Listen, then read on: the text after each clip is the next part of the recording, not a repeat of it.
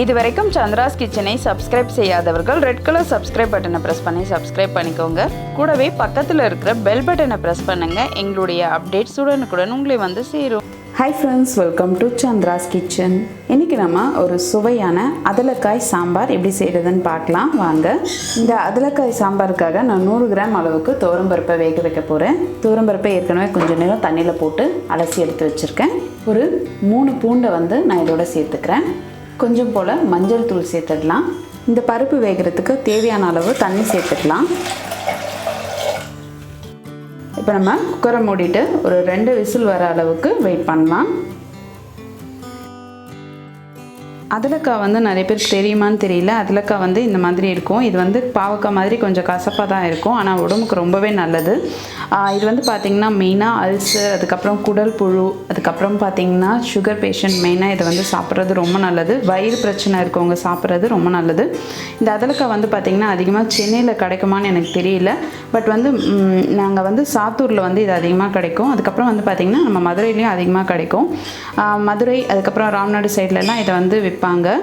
இதோட சீசன் வந்து பார்த்திங்கன்னா கார்த்திகை, அதுக்கப்புறம் மார்கழி, தை, இந்த 3 மாதம் தான் இது வந்து அதிகமாக இருக்கும். தண்ணி வந்து அதிகமாக இருக்கும்பொழுது இந்த செடி வந்து வளரும். இந்த செடியில் வந்து காய் காய்க்கும். இந்த செடி வந்து பார்த்திங்கன்னா ஒரு கிழங்கு மாதிரி இருக்கும். கீழே அதுலேருந்து தான் அந்த கொடி வரும். கொடி வந்து நம்ம படர விட்ட மாதிரி வராது, அப்படியே தரையில் வந்து இருக்கும். இது வந்து வெளி ஓரத்துலலாம் நல்லா வந்து வரக்கூடிய ஒரு காய். டேஸ்ட் வந்து நல்லாயிருக்கும். கொஞ்சம் லைட்டாக கசப்பு இருக்கும். இது வந்து ஆனால் நம்ம உடம்புக்கு ரொம்ப நல்லது. கண்டிப்பாக இந்த அதலக்காய் கிடச்சிதுன்னா வாங்கி ட்ரை பண்ணி பாருங்கள். இதில் வந்து குழம்பு, அதுக்கப்புறம் பொரியல், அதுக்கு சாம்பார், இந்த மாதிரி நிறைய வைப்பாங்க. நான் இன்றைக்கி வந்து சாம்பார் தான் வைக்க போகிறேன். ஸோ அதலக்காய் வந்து கட் பண்ணுறது வந்து பார்த்திங்கன்னா இந்த சைடில் இருக்கிற அந்த இதையும் இங்கே இருக்கிறத மட்டும் கட் பண்ணால் போதும். ஸோ 2 பக்கம் மட்டும் கட் பண்ணிவிட்டு இந்த மாதிரி நான் எடுத்து வச்சுருக்கேன். இப்போ வாங்க நம்ம அதலக்காய் சாம்பார் வைக்க ஆரம்பிச்சிடலாம். இப்போ 2 விசில் வந்துடுச்சு. ப்ரெஷரும் நல்லா அடங்கிடுச்சு. நம்ம குக்கரை ஓப்பன் பண்ணிடலாம். பருப்பு வந்து பார்த்திங்கன்னா நல்லா மசிஞ்சிருக்கு. இதை அப்படியே குக்கர்லேயே வந்து நம்ம கலந்துக்கலாம். இப்போ நம்ம சாம்பார் தாளிக்கிறதுக்காக ஒரு கடாய் வச்சுருக்கோம். இதில் ஒரு 3 ஸ்பூன் அளவுக்கு எண்ணெய் சேர்த்துக்கலாம்.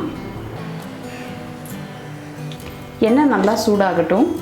இப்போ எண்ணெய் நல்லா சூடாகிடுச்சு. நம்ம கடுகு உளுந்து சேர்த்துக்கலாம். இது கூட கொஞ்சம் போல் சீரகம் சேர்த்துக்கலாம். அடுத்ததாக ஒரு 10 வெந்தயம் போல் சேர்த்துக்கலாம். அடுத்தது 2 காஞ்ச மிளகாய் சேர்த்துடலாம். ஒரு கொத்து போல் கருவேப்பிலை சேர்த்துக்கலாம். நம்ம இந்த அதலக்காய் சாம்பாருக்காக ஒரு 12 சின்ன வெங்காயம் சேர்த்துக்கலாம். சின்ன வெங்காயம் சேர்த்து நல்லா வதக்கிக்கோங்க. சாம்பாருக்கு சின்ன வெங்காயம் சேர்க்கும் போது ரொம்ப நல்லா டேஸ்ட் இருக்கும். அதனால் வெங்காயம் நல்லா வதங்குற அளவுக்கு இதை வதக்கிடுங்க. இப்போ வெங்காயம் ஓரளவுக்கு நல்லா செவந்துருச்சு.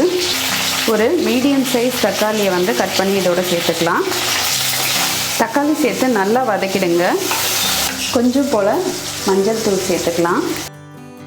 நம்ம ஏற்கனவே மஞ்சள் தூளை பருப்பில் சேர்த்து வேக வச்சுருக்கோம், அதனால் கொஞ்சம் போல் மஞ்சள் தூள் சேர்த்தா போதும்.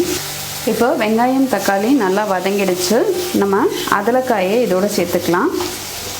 அதலக்காய் எனக்கு ரொம்ப கம்மியாக தான் கிடச்சிது, அதனால நான் சாம்பார் வைக்கிறேன். பொரியல் பண்ணால் இன்னும் நல்லாயிருக்கும். இன்னொரு வாட்டி எனக்கு கிடைக்கும்போது நான் கண்டிப்பாக அதை எப்படி பொரியல் பண்ணுறதுன்னு உங்களுக்கு செஞ்சு காமிக்கிறேன். ஸோ இப்போ வந்து இதை நல்லா வதக்கிடலாம். நம்ம ஏற்கனவே வந்து சுண்டைக்காய் சாம்பார், பொட்டுக்கடலை சாம்பார், இந்த மாதிரி நிறைய சாம்பார் வெரைட்டிஸ் பண்ணியிருக்கோம். அந்த வீடியோவோட லிங்க்கும் நான் டிஸ்கிரிப்ஷன் பாக்ஸில் கொடுக்குறேன், அதையும் செக் பண்ணிக்கோங்க. இப்போ அதலக்காய் சேர்த்து நல்லா வதக்கிடுங்க. அதலக்காய் வாங்கி ரொம்ப நாள் வச்சுருக்க முடியாது, அதனால் உடனே வந்து செய்கிற மாதிரி பார்த்துக்கோங்க. இப்போ அதலக்காய் நல்லா வதங்கிடுச்சு. நம்ம சாம்பார் பொடி சேர்த்துக்கலாம்.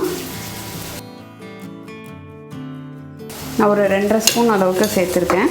நம்ம குழம்பு மிளகாய் பொடியை இதோடு சேர்த்துக்கிட்டாலும் நல்லாயிருக்கும். அடுத்தது தேவையான அளவு உப்பு சேர்த்துக்கலாம். சேர்த்துட்டு நல்லா கலந்துருங்க.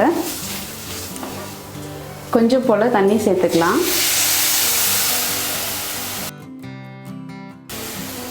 சேர்த்துட்டு இப்போ இதை நல்லா கலந்துருங்க. கொஞ்சம் காய் வேகட்டும்.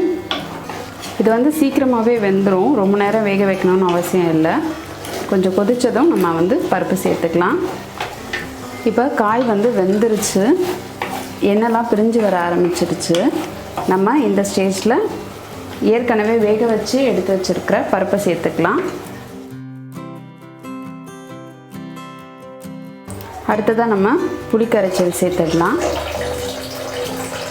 நிறைய புளி கரைச்சல் சேர்க்க வேணாம், கொஞ்சம் போல் புளியை கரைச்சா போதும். சேர்த்துட்டு நல்லா இதை கலந்துருங்க. இப்போ நம்ம குக்கரில் கொஞ்சம் தண்ணி சேர்த்து கலந்து இதோடு சேர்த்துக்கலாம். நம்ம அதலக்காய் சாம்பார் வைக்கும்பொழுது அந்தளவுக்கு கசப்பு தெரியாது. உங்களுக்கு சாம்பார் வந்து எவ்வளோ திக்காக வேணுமோ அந்தளவுக்கு வச்சுக்கோங்க. நான் இப்போ இதில் கொஞ்சம் தண்ணி சேர்த்துக்கிறேன். சாம்பார் உங்களுக்கு எந்த அளவுக்கு திக்காக வேணுமோ அந்தளவுக்கு வச்சுக்கோங்க. நான் கொஞ்சம் இந்த அளவுக்கு திக்காக வச்சுருக்கேன். ரொம்ப திக்காக வைக்காதீங்க, அது வந்து பருப்பு கடைஞ்ச மாதிரி இருக்கும். ஓரளவுக்கு மீடியமாக வைங்க. இப்போ இது கொஞ்சம் கொதிக்கட்டும்.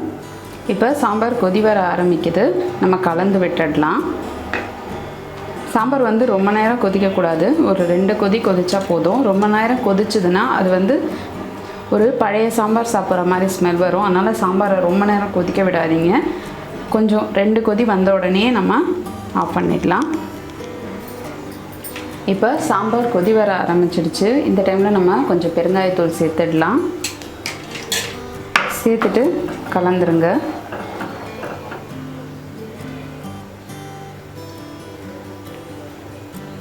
இப்போ சாம்பார் நல்லா கொதிக்க ஆரம்பிச்சிடுச்சு. நம்ம கருவேப்பிலை சேர்த்துடலாம். அடுத்தது கொஞ்சம் போல் கொத்தமல்லி தழை சேர்த்துக்கலாம்.